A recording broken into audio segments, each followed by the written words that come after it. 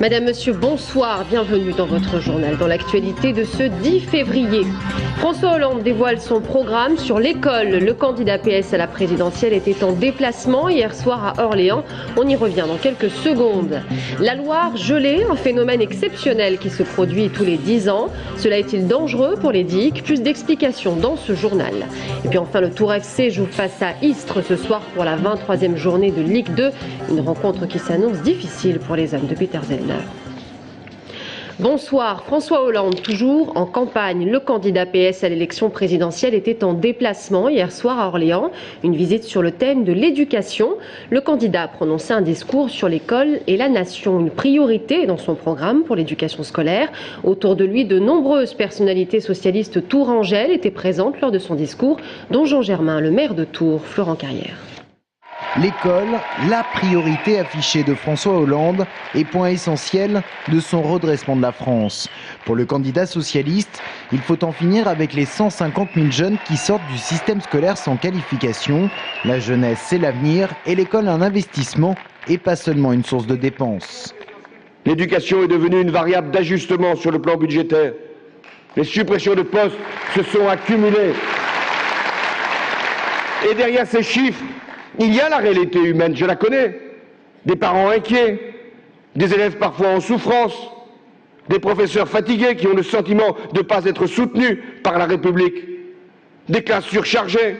Les priorités du candidat socialiste, renforcer le rôle de la maternelle avec une obligation d'accueil dès 3 ans, maintenir le collège unique, renforcer l'encadrement en milieu difficile et créer de nouveaux métiers chargés de la sécurité et de la prévention.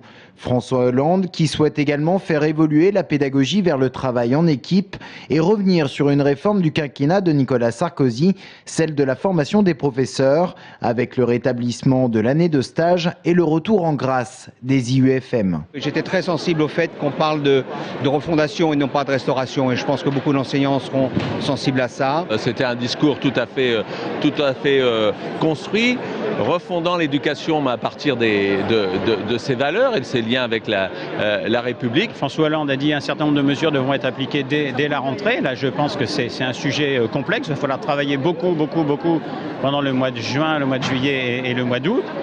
Il y a la création de 12 000 postes par an pendant 5 ans. Un programme résolument de gauche, mais François Hollande n'a pas laissé de côté la morale, car l'école doit également participer, je cite, au redressement moral de la nation.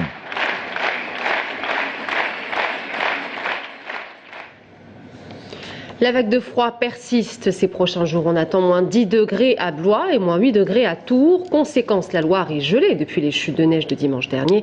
Un phénomène rare qui se produit tous les 10 ans et qui peut s'avérer être dangereux pour les digues. Plus d'explications avec Jérôme Alain. La période de gel actuelle provoque sur la Loire la formation de plaques de glace appelées fragiles de 1 à 2 mètres de diamètre. Ce phénomène crée des embâcles au passage de certains ponts notamment ou à proximité des digues. L'impact sur les levées de la Loire n'est pas à négliger même s'il n'a rien de comparable avec des épisodes antérieurs. Historiquement, il faut remonter très loin avant 1900 pour trouver des dégâts importants dus aux glaces. Si on avait des phénomènes beaucoup plus importants, de durée beaucoup plus longue, au 19e siècle, au 18e siècle, on a eu des dégâts.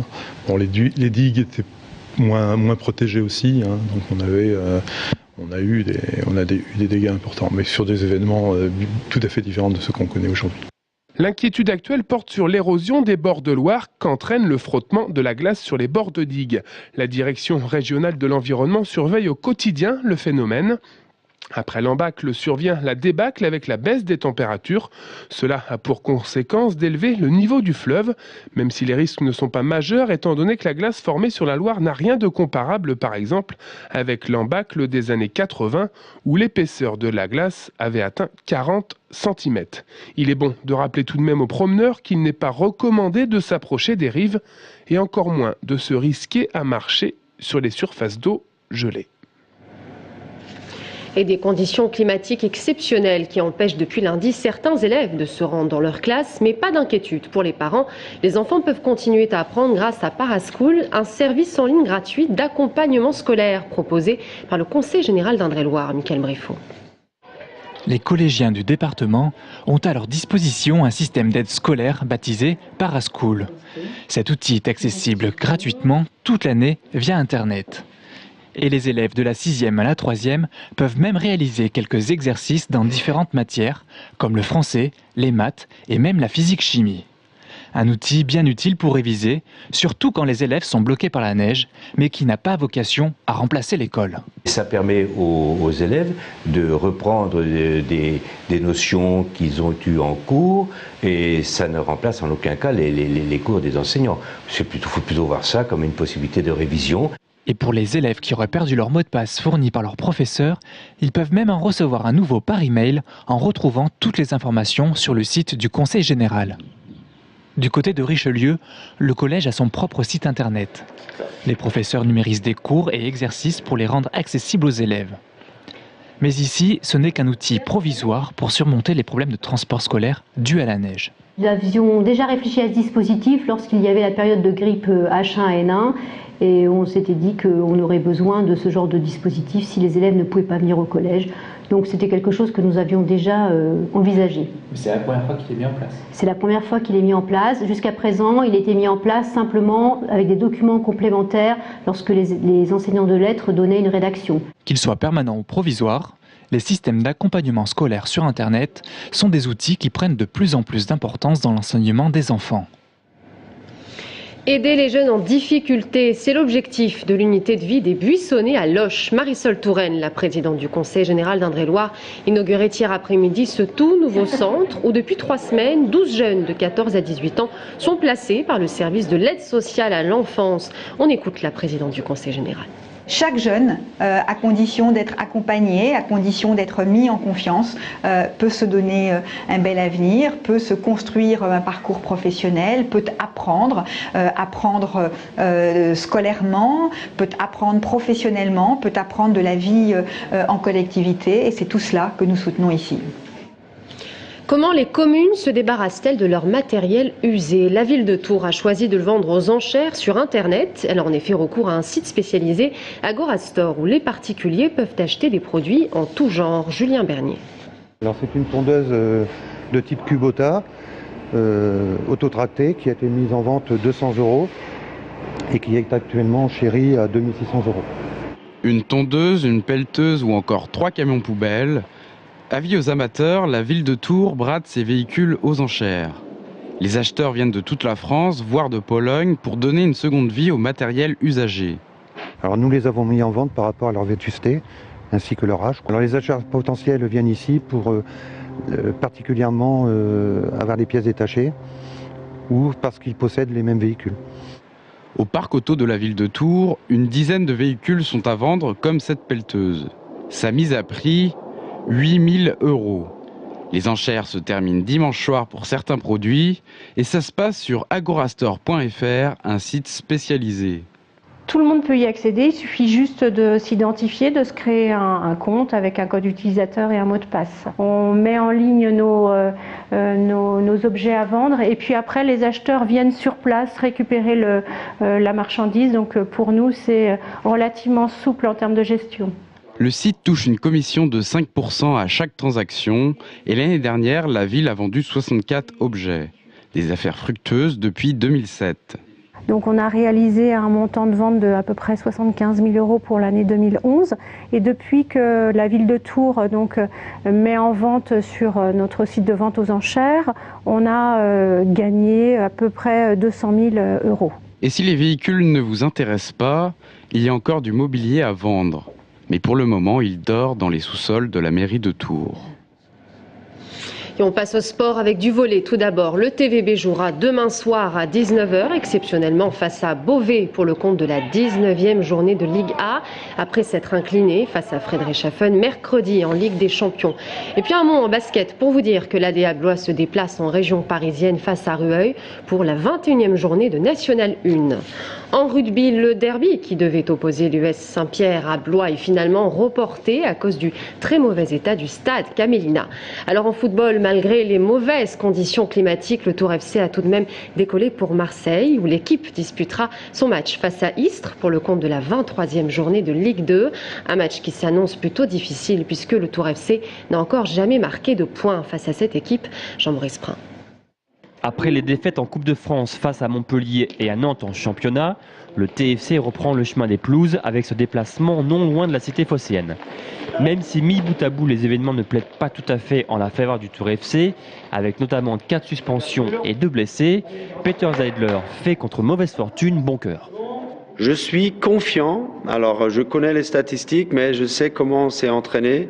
Je sais que le match de Nantes était vraiment aussi la conséquence de notre défaite contre Montpellier. Comme ça, on peut faire quelque chose, j'en suis sûr à 100%. Maintenant, de dire on va gagner, ça serait un peu prétentieux. Pendant quelques temps aux abois, le club sudiste remonte la pente et vient d'enchaîner 2 bons résultats en battant Guingamp et en faisant match nul à Sedan. Il se place 2 points seulement derrière Tours, à la 14e place. A noter que ce match face à Istres sera le premier pour la jeune recrue franco-laotienne Billy Ketkeo-Fonfon.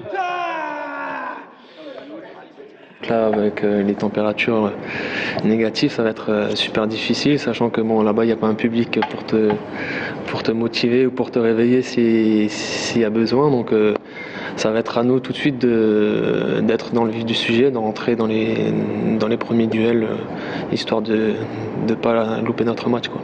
Après ce déplacement à Istres, une semaine chargée attend le TFC, puisqu'il accueillera Clermont le 17 février, Le Havre 4 jours plus tard pour rattraper le match de la semaine dernière, et enfin il enchaînera un déplacement à Amiens. Alors oui, comme l'indiquent les statistiques, le Tours Football Club n'a jamais marqué le moindre point à Istres, mais il y a un début à tout. Et juste avant de terminer ce journal, Anaïs Michaud vous fait découvrir l'exposition de Monsieur Plume. Vous le connaissez peut-être, ce graffeur réalise sa toute dernière exposition tourangelle avant de s'envoler pour le Canada, une occasion d'apprécier ses œuvres. Avec 13 ans de graphe à son actif et de nombreuses expositions, Monsieur Plume est bien connu des Tourangeaux. Cet artiste qui travaille dans la spontanéité ne pourrait se passer de ses armes de création massive, ses bombes de peinture qu'il manie avec aisance. Un autodidacte qui appréhende son travail de manière expérimentale. Déjà, je n'ai pas fait d'école, donc du coup, je prends la toile un peu comme une espèce de travail ou en tout cas une expérience. Ce qui fait que ça me permet de travailler des matières, des choses différentes qu'on ne pourrait pas avoir sur mur, ou alors il faut avoir un mur de très bonne qualité, ce qui dans le graffiti n'est pas toujours évident au départ d'avoir. Et du coup, tu as vraiment des essais différents, tu as vraiment des choses en fonction aussi des influences que j'ai pu rencontrer tout au long du travail. Support et matières variées, pour Monsieur Plume, peu importe le flacon pourvu qu'on ait l'ivresse. Le tout, c'est de décloisonner les styles et les techniques. C'est essayer de détourner l'aérosol, qui est quand même très présent dans la peinture, parce que c'est le médium que je maîtrise le plus, aussi bien dans le dessin que dans sa façon de le détourner. Mais après, il y a des encres aussi que je fais, parce que c'est aussi quelque chose qu'on fait dans le graffiti pour des marqueurs, pour des choses comme ça, ce qu'on appelle le vandal. Et du coup, de le réutiliser pour des affiches ou même pour de la peinture, je trouve ça intéressant. C'est-à-dire détourner toujours ce que j'ai appris, en tout cas ce qui me sert de médium, mais sur des supports différents, et quelque chose de peut-être plus intime, parce que du coup, on va travailler quelque chose de plus osé, ou en tout cas de moins fermé, de moins catalogué graffiti. Dans le graphe, il y a 2 écoles, les lettres et les personnages. Le choix des personnages s'est imposé naturellement à lui, puisque c'est en lisant des BD qu'il a attrapé le virus du dessin. Le personnage suscite l'émotion chez n'importe qui, même s'il n'a pas l'approche de la technique ou qu'il n'est pas l'approche peut-être de la façon dont ça a été fait. Il y a quand même quelque chose qui peut se véhiculer. Donc moi, ça m'intéresse d'avoir quelque chose d'abordable quand même pour les gens, mais qu'en même temps, ils y voient un travail, ils y voient une évolution, et puis ils voient aussi des influences. Cette exposition vente d'œuvres récentes ou plus anciennes se déroule ce soir de 18h30 à 21h30 et samedi de 14h à 21h30. Ça se passe dans son propre atelier au 22 rue du Docteur Guérin à Tours.